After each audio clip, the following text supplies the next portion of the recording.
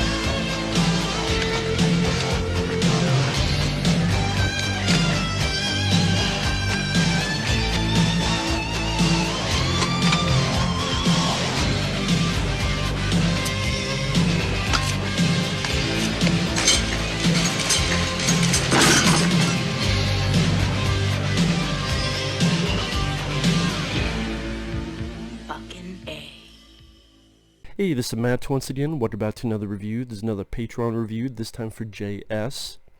And it's for the film Straight Outta Compton from 2015. Now, for those who are interested, you can request pretty much any type of review, re-review, topic, reaction. You can send the request either directly to my PayPal or join my Patreon. Both links are down below in the info box. Now, Straight Outta Compton is a film I had heard of. I didn't know it was 2.5 hours long, which is a bit lengthy in my opinion. But overall I can say I liked the film because I had heard of N.W.A, which is a group with Ice Cube, Dr. Dre, Eazy-E, among others. It was interesting to see a story about how they came together, what all happened during their time together. Funny enough, even though it's 2.5 hours, it still feels like there's stuff missing. Like maybe how Ice Cube first got the movie Boys in the Hood and really got into movies, or you do see a bit of him writing the script for Friday. But to be fair, that's not really what it was about. It was about the group, N.W.A itself. And it's directed by F. Gary Gray, who worked on Friday with Ice Cube. Ice Cube's son actually plays Ice Cube. I thought that was interesting. I thought the guy did a really good job capturing the feel of his dad. And for how, of course, when you watch these kind of movies, you always go, well, how much of it is actually true? How much of it is BS? But at least the way the movie tells it, it showcases where each of these guys were in their life. Eazy-E was a drug dealer and a gang member. Dr. Dre was a guy who wanted to be a disc jockey and would have arguments with his mom and would get along with his younger brother. Ice Cube was this young rapper. There's even a moment where he's on a school bus and some other guys are talking shit to some gang members who come up and looks like they're ready to shoot some of the kids on the school bus.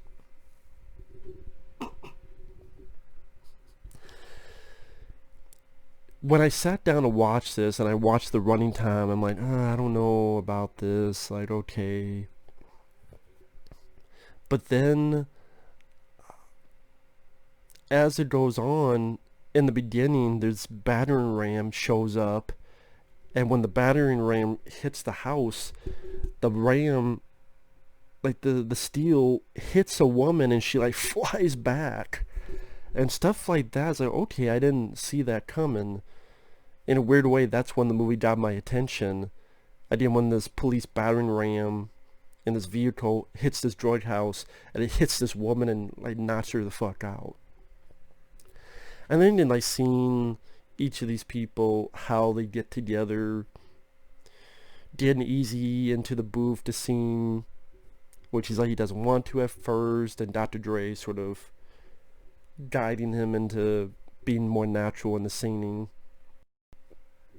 of course, how the cops, which is weird because this is 2015, the way it deals with the cops, you do see a lot of this in a movie if it was made today, let alone a film that came out in 2015, about how these cops just treat them like trash, absolute trash, which of course, and you see that quite a few times in the movie, which leads to, of course, them making the song "Fuck the Police." My player all went together because Eazy-E, because of his past connections with drugs and such, he puts money into making this album with Ice Cube, who's writing the lyrics, and they form N.W.A.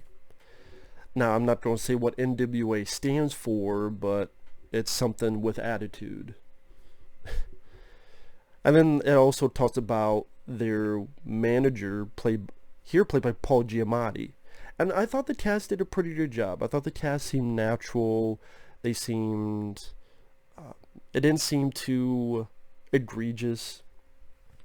It didn't seem too out of left field with the casting choices. Plus, I like Paul Giamatti. It was nice to see him as the manager. And then dealing with Priority Records, recording the album. They come up with the "Fuck the Police" song. They do it, even though the cops warned them. Later on, it creates a riot, and they get arrested. And, there's some nice emotional scenes to it, like when Dr. Dre finds out his brothers died, and the whole group is talking about how they too have lost loved ones, including Ice Cube, which I didn't even know about that. And then also how their success, but then Ice Cube's like, wait a minute, I'm not getting paid as much, even though I'm writing the lyrics, even though I'm doing this, this, and this. What's going on here? Paul Giamatti goes, just sign the document. But wait a minute, don't I need a lawyer? Who cares? Just sign the document. And that's when Ice Cube knows something's up. He knows something is a bit weird. Like, what's going on here? And so he's like, fuck this. I'm quitting. I'm not signing with no representation. So then what happens is he does the solo album. They do an album that diss him slightly. And so Ice Cube ain't having that. So then he makes this, what's considered one of the ultimate diss songs of all time. One of the best diss songs of all time. And the song is called No Vaseline. And I would say that's one of my favorite parts of the film, is the group listening to these lyrics that Ice Cube talked about. And just how the group is just like, oh man, he really got us. Like, it was funny with the group listening to these lyrics. I'm a redneck guy with a mellow yellow hat. I've liked some rap, but I can't say I'm an expert on much of rap. I've liked some rap songs, but yeah, I can't say I'm an expert on it. So even though I heard of N.W.A, I do recognize some of the songs, I'm still sort of a newbie, and I had not heard songs like No Vaseline, so it was kind of entertaining to hear that song for the first time. Just how heavily he dissed the N.W.A for talking shit about him.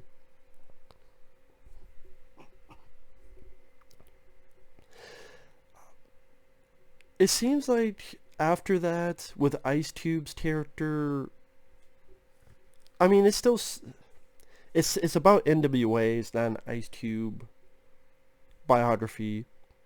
And you do some stuff, like you're supposed to get this advance. They didn't get it to him, so Ice Cube comes in and smashes the entire office, which Ice Cube says that did happen, because I saw an interview with him. Apparently that really did happen. They smashed the shit out of this corporate office because they didn't give him the advance he was promised. Because he was going to buy a house with that advance. But it seems like, again, for a movie that's 2.5 hours, I guess I would like to have seen a bit more of Ice Cube's solo stuff. I would like to have seen a bit more, like maybe a scene with him on set of Boys in the Hood. And maybe being on set, and people are like, what, you don't be an actor? Like, there must have been some parts with the N.W.A. going, what, Ice Cube's don't be an actor? Like, it would have been nice to see maybe a bit more of that, if that was the case. Maybe it wasn't. But then you have, like, Dr. Dre, he hires Suge Knight, and then he realizes he's being ripped off by Paul Giamatti and is underpaying him. So he's like, fuck this, and goes to form Death Row Records, where you have newcomers like Snoop Dogg and Tupac, which they're represented in the movie as well. The guy who played Tupac, he was almost a spitting image. And the guy who played Snoop Dogg, he actually did a nice job kind of copying the mannerisms of Snoop Dogg.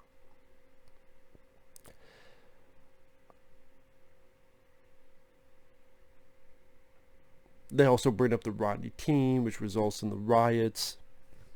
At times it seems like the movie wants to delve deeper into this message, and I'm not sure if it's 100% successful on that.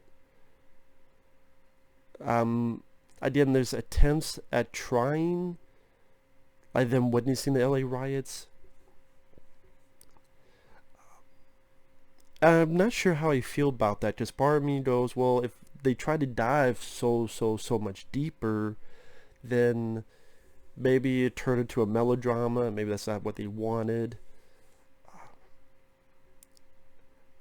So, but part of me is like, maybe it'd be interesting to see what they would do with that. I mean, I don't know. I'm kind of 50-50 on that.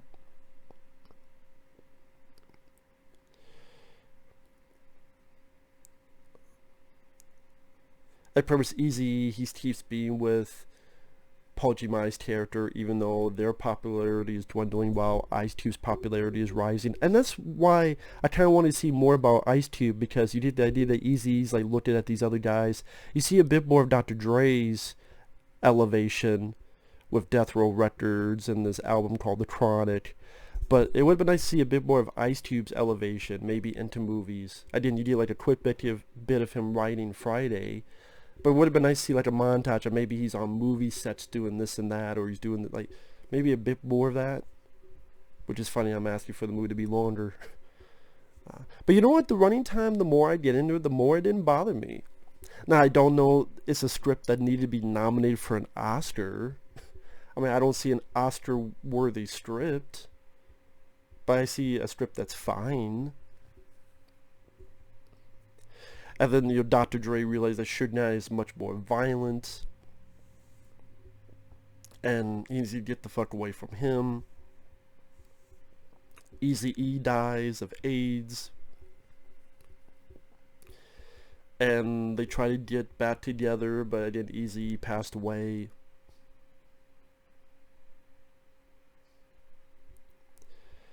I thought it was a bit weird the way it ended. Like the way it was Dr. Dre leaving Suge Knight in order to form Aftermath. I guess they picked that scene to be the last because of the name Aftermath.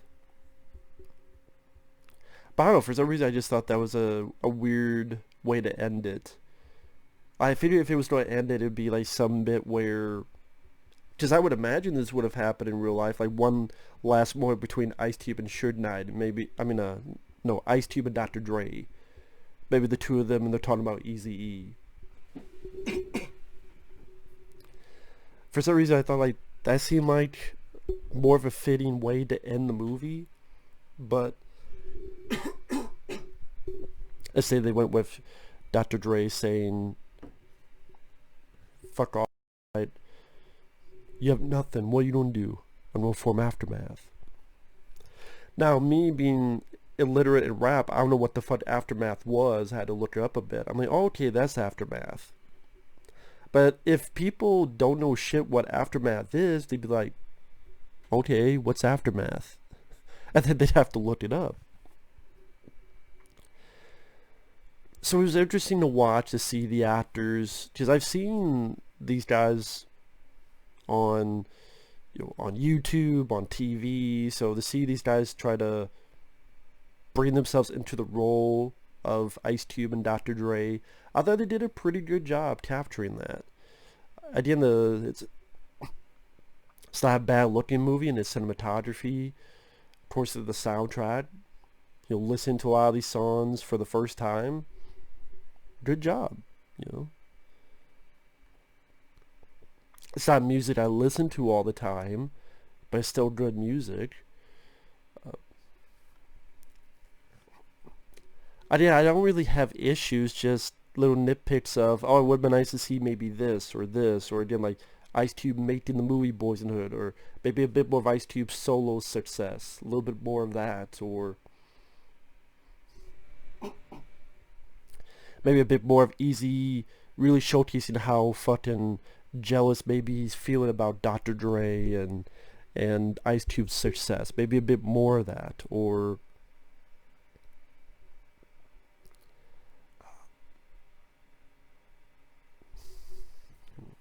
see, I don't know much about their real life, so I don't know. Maybe people who do, they just say, well, why not that moment? Why not this big moment? That's not in the movie.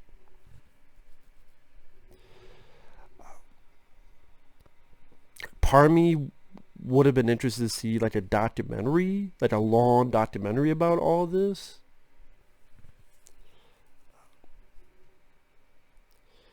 But with this, I mean, I liked the film. I liked the film as is. It surprised me a bit. It kept me interested. You know, it hooked me in at the beginning, kept me interested to see where this was going. I didn't know much about this subject matter. I did have some nice little bits of emotion. It has some nice bits of humor, like the whole No Vaseline diss track. About how Eazy, it was interesting as a drama, like Eazy being so hell-bent on being with Paul Giamatti's manager character that he doesn't see all the warning signs that this guy's been screwing them over with money.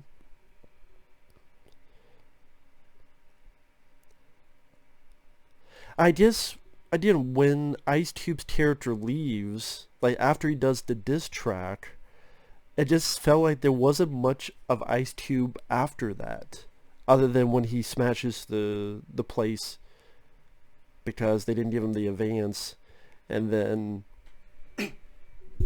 it seemed more like, okay, this is Dr. Dre's movie. There's much more about Dr. Dre with Suge Knight, Dr. Dre, you know, Death Row Records, Snoop Dogg, Tupac, all that stuff.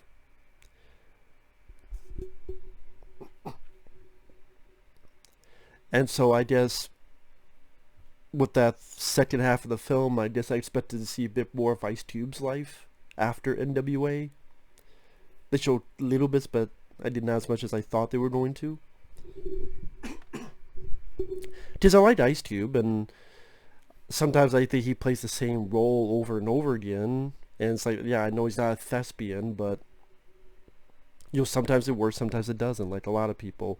You know, I like Anaconda, and I like Boys in the Hood, but then on the flip side, there's Triple H State of the Union. Oh, and that's another interesting thing they do is, in the end credits, they show the real life guys and a little bit like montage of their success after all this. Like Ice Cube, little montage of him doing movies. It's surprising they put in Triple H State of the Union because that film was such a critical and commercial bomb. So I'm just surprised, like, of all the movies they put in of Ice Cube, that's the film they put in. Again, I'm just a bit surprised by that.